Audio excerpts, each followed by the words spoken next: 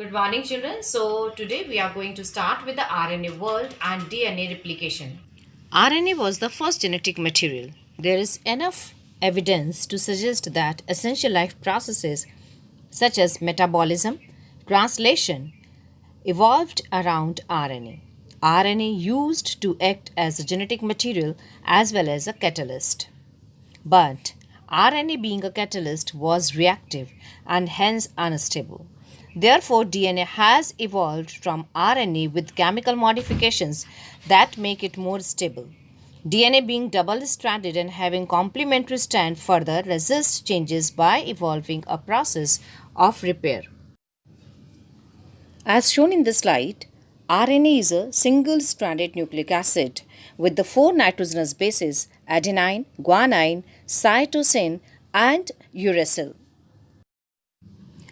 While proposing the double helical structure for DNA, Watson and Crick had immediately proposed a scheme for replication of DNA. It is also termed as semi conservative DNA replication, which was given in 1953.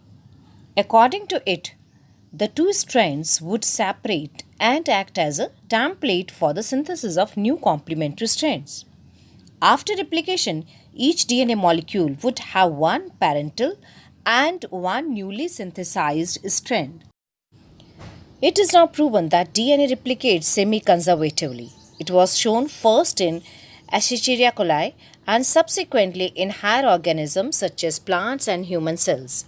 Matthew Meselson and Franklin Stell performed the experiment to prove it.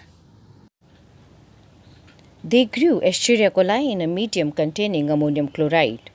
Nitrogen 15 is the heavy isotope of nitrogen is taken as the only nitrogen source for many generations.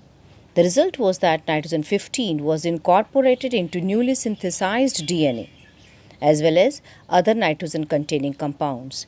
This heavy DNA molecule could be distinguished from the normal DNA by centrifugation in a cesium chloride gradient, that is, density gradient.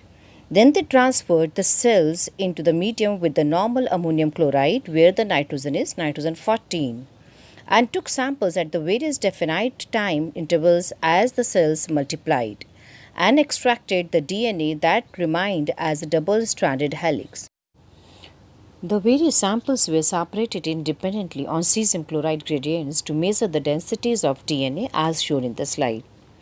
Thus, the DNA that was extracted from the culture 1 generation after the transfer of nitrogen 15 to nitrogen 14, that is the normal nitrogen medium, that is after 20 minutes, because Escherichia coli divides in 20 minutes, had a hybrid of the intermediate density. DNA extracted from the culture after another generation, that is after 40 minutes, second generation, was composed of equal amounts of the hybrid DNA and of light DNA.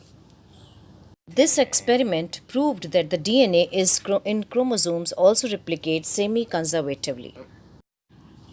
The process of replication requires a set of catalysts, that is enzymes. The main enzyme is DNA dependent, that is DNA polymerase, since it uses a DNA template to catalyze the polymerization of deoxynucleotides. The average rate of polymerization by these enzymes is approximately 2000 base pair per second. These polymerase has to catalyze the reaction with high degree of accuracy because any mistake during the replication would result in two mutations. DNA polymerization is an energy demanding process, so deoxyribonucleotide triphosphates serve dual purposes, that is act as a substrate and provide energy for polymerization reaction. Many additional enzymes are also required in addition to DNA dependent DNA polymerase. Replication in DNA strand occurs within a small opening of the DNA helix known as replicating fork as shown in the slide. DNA dependent DNA polymerase catalyzes polymerization only in one direction, that is 5' to 3'. It creates additional complications at the replicating fork. Consequently, on one strand, that is template starts with a 3' to 5', the replication is continuous, while the other strand template, that is 5' to 3', it is discontinuous, and you can see the small fragments of the red color in the slide. The discontinuously synthesized fragments called Okazaki fragments are later joined by DNA ligase. So this is the process of replication of DNA. You will learn the detailed nature of origin and the processes occurring at this site in higher classes. This is all about DNA replication. Tomorrow we will be starting with the transcription.